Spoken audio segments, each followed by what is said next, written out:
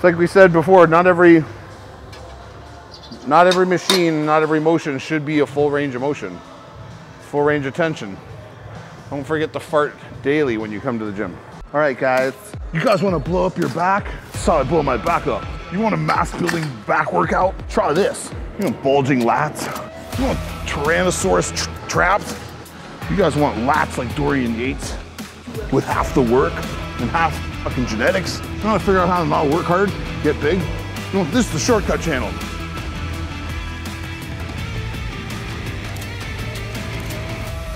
The same setup and framework. I don't know if we'll cover everything today, it's a fucking lot. But on chest, it's the same thing. You can get into a chest press. A chest press with dumbbells is just literally laying back on the bench and pushing the dumbbells up and down. Well, you know, there is a little more to it, but just a little bit. So we kick these back the way I teach it. I don't want to be, well, let's show it the wrong way first. It's this. So it's these guys start out here, right? Like we talked about, short breaks, pushing this thing. But as you can see, the difference here too is that my head is so light, I can do anything I want with it. And I can literally sit up with these dumbbells. So you'll even see guys when they press wrong, they'll go like this. They'll roll off the bench because all their weight's down in their ass and their feet are light. So all my weight's in my butt right now for some unknown reason because I'm not arching, right? So when I go to push this, I just get arm extensions. I just push up and I'm like, oh, I'm working chest because I'm pressing things, right? So you have to understand, if the framework isn't there, there's no way you're gonna feel your chest in a press, no matter how fast, how slow, how explosive you are, because I need to tuck those hips underneath, and I need to rock back here. I need to get myself into a position of being super arched and tucked under. So the arch in my middle and my lower back is now shrunken to like as small as I can get it. So I have all this weight forced back on the back of my shoulders here. So my head is loose here, but it's tight because it's pulled forward.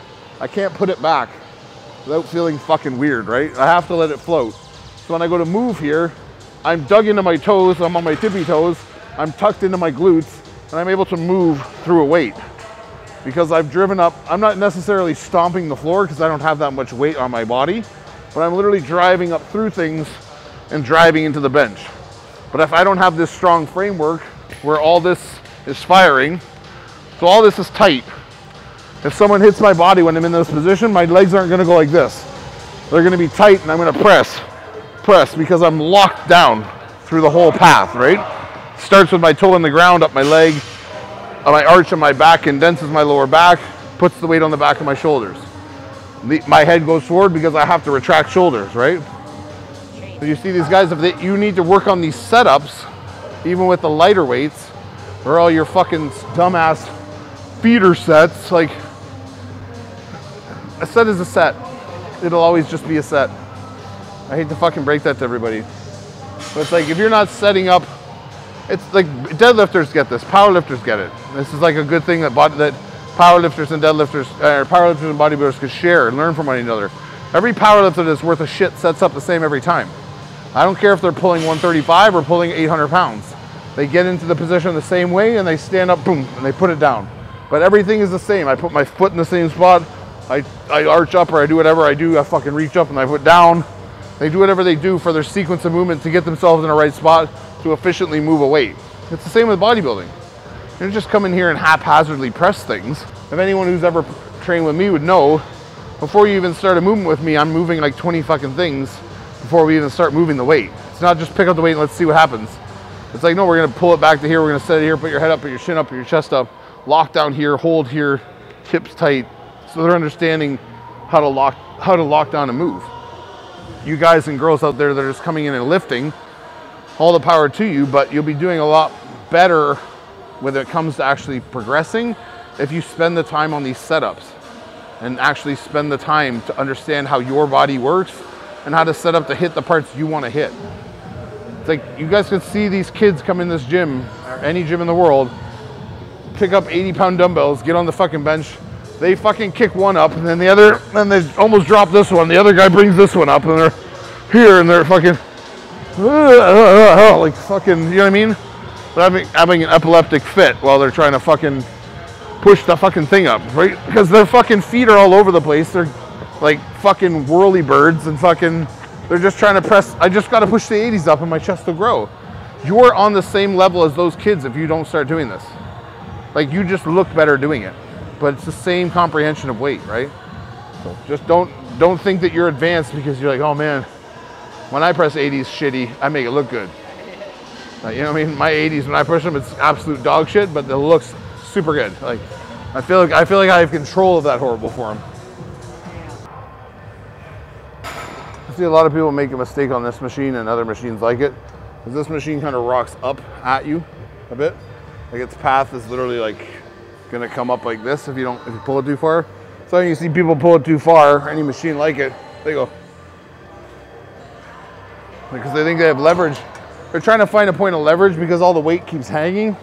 So they're trying to pull it up into them where they can somehow have control up here. But the whole point of the machine is to keep rocking on your lat, right? So I don't want to cue someone on a machine that's traveling up. I don't want them to tell them to pull down necessarily. I just want to tell them to rock on the lat or the tension they feel. So if I pull on this, it's going to be a down pull because I'm going to try and keep my elbow as low as I can in my lat. So I'm locked in my low lat right now, pressure on my chest, feet are light, but I'm here. So my hips back, so when I reach, I'm just going to break elbow down. If I don't move my body, it's that. So I break wrist and I break elbow. I haven't moved off the pad yet. And then I move up through. So it's almost like I snap, and then when I get to about there, I pull. I'm not pulling right away. I'm down, and then I pull through that low line, out through. The last thing I want is my body rolling towards it, up into it. You can pretend like you know what you're doing all you want, but that's not how you should pull that. It's like we said before, not every machine, not every motion should be a full range of motion, full range of tension. Don't forget to fart daily when you come to the gym. Always be farting, never not farting. We're farting both of these machines.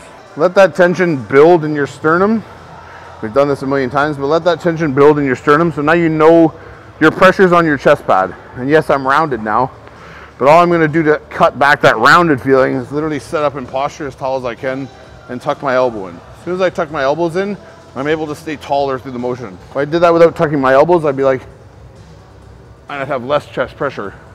So I'm gonna sit up here and push here. So my chest is digging into this pad like crazy.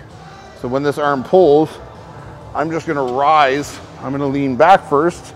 I'm gonna rise up and I'm gonna slide in. So at no point is there out of here. It's all one motion of sliding and rising. So I'm expelling more power towards the pad, and that's causing me to rock up tall and ride. So you should hear this thing pushing in.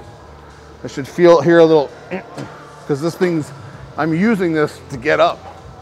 I'm not just perching on it.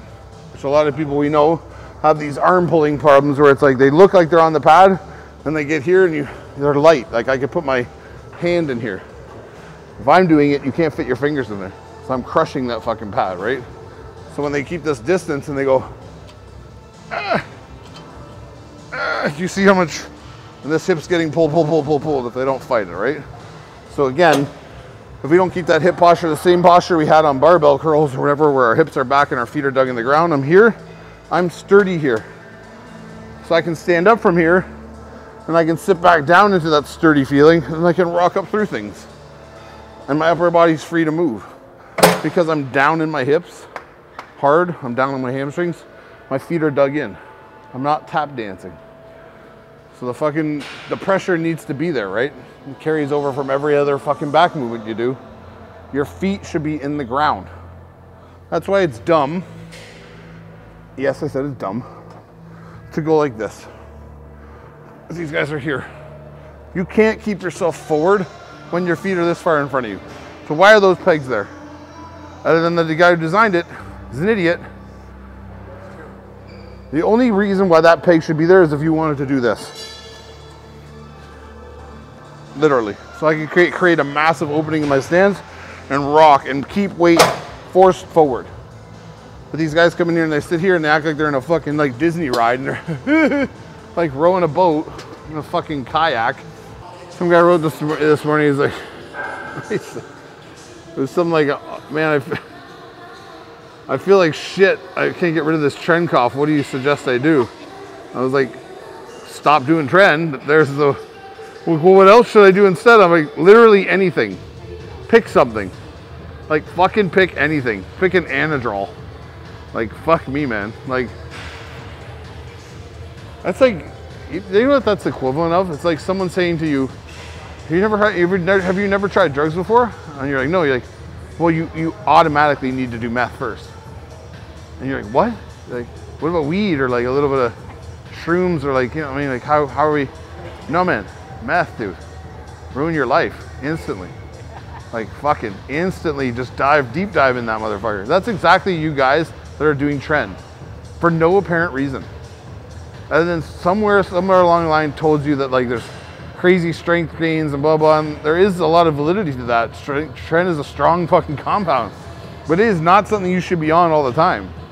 Like how most of you haven't gone to jail for assault yet is actually staggering to me. It's probably because you're so fucking soft to begin with, it just makes you a little bit harder, to be honest with you guys. Like, it's giving you a glimmer of what it feels like to actually be a man. Like, ooh, this is how it feels. So depleted. Thank God you're on testosterone because there's not much in you. Should I announce now? Announce it now. That Wicked's gonna have a booth at the Olympia this year? It's gonna be the best booth in there. Lots of surprises. Lots of surprises, gifts, appearances, debauchery, just general overall chaos we want to cause in the best possible way. So there's a lot of people that film.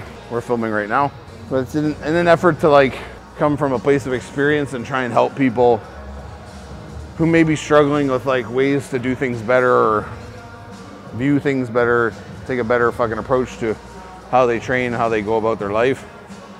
It's like when I see these people, God bless them, guys and girls, filming their workouts, that they have no physique to speak of, nor do they come from a background where they may have had an impressive physique or something to contribute, right? But you're filming every day and you're giving diet advice, you're giving nutrition advice, you're cooking little recipes for people and filming it and like these B-roll cuts and like all this shit in your videos. It's like especially when they make like breakfast or snacks, they like pour the ingredients like 5 blueberries, like 6 wafer crisps. Like, it's like, who the fuck do you think? Like, I just don't understand, like, who is that for? It's for you. So why do you feel the need to share it? Because like, I don't, like me being an ex-pro bodybuilder, or any girl I know that I train personally, who's like at least on their way to like lifting good or lifting well, probably knows more than you. And you're giving us information. It's like someone who takes up playing basketball and they take their tripod to the court every day and film themselves shooting around, and all you see is them hitting air balls and like banking the thing off the backboard. So it's like there's filming nonsense. Like, we know how to shoot already. Like, we've been shooting the ball. Like, we've been playing basketball for a long time. Why the fuck do we want to watch you stumble around out there shooting the ball and falling all over your feet? That's what it looks like when you're watching these people film. It's like, you're not even at a stage in your life where you should be filming yourself. Like, to be very honest with you, like, if it makes you feel better, it gives you something to do, but don't fucking think that it's leading to like, oh, all of a sudden everyone's gonna like, I'm gonna revolutionize this industry. It's like, you're not, neither am I. The industry has been what it is for how long? People have been working out forever. There's no one right way to do stuff. So therefore there will be no like messiah who comes around and tells us, oh, now this is how we train. Like, we've been wrong so long. Especially a fucking, no offense, but who gives a fuck? Especially a girl who probably has never competed, never had a hard workout in their life. Maybe hard for you, but not hard by the standards of me or someone else who actually trains people every day. Like, your workouts are fucking lackluster would be an improvement. And you're like out here filming every day. Like, for who? Like, that's exactly what I'm saying. Like, for who is that? Who is that for? I don't know. I wish I knew the answer, because then I'd be like, oh, they film for so-and-so. It's like you're filming for like a specific person who like, they have no fucking clue and you have like a sliver of a clue. Maybe. It's like, you're new, but it's the doer. yeah, it's like, Newest. I'm the leader of the don't know what the fuck I'm doing new crew. Like, I'm a little bit ahead of the people who really don't know what the fuck they're doing. So I'm gonna guide them. I'm gonna guide them to like not knowing what the fuck they're doing, so they have some clue, and then they're gonna move on. So see how sturdy I am? When I pull this, I can stay here and talk to you. My hips are down and my weight's in the thing, and I don't move. My body doesn't, I don't go to pull and go, or like try and lean. It's just up and down. When I feel like I have the momentum again and the movement, I rock. I rock. So my position where I sat down and where I set myself to start the workout, or the exercise, is the same as it ends. I didn't all of a sudden end up in here, or like hunched over here and like, I mean, like, that's what I'm telling you, when form breaks. And so if someone did start doing that and they just start pulling with me, and they were doing this set perfect, and they're just rocking up and through, and then after one rep they're like, it's like, okay, give me another little one. Okay, put it down. Don't fight me. Don't fight that rep to the top. It's not going. Like, that's the end of the set. And that's what training to failure should be. It's not like, oh man, I'll help you get it now. We're gonna fucking jam that fucker up there. Like, those are the reps that count the most. The reps that you don't do, that other people help you with, are apparently the ones that help the most. Think about that for a minute. The reps you don't do yourself are the ones that matter the most. That seems like absolutely backwards logic to me. Same at team sport. Yeah. Like, you don't get the benefit of the pump the guy got who's helped you, or girl. We did it together, man. It's like you did half a set with me. We're helping each other grow. I was like, well, just lift all the weights for me then, I'll go home. Yeah. If I could find a fucking clone to lift all my weights, and just impress their physique onto me, perfect. We're back doing hammer curls today. Fucking pumping the fucking beats in here today. It's like an after hours in here.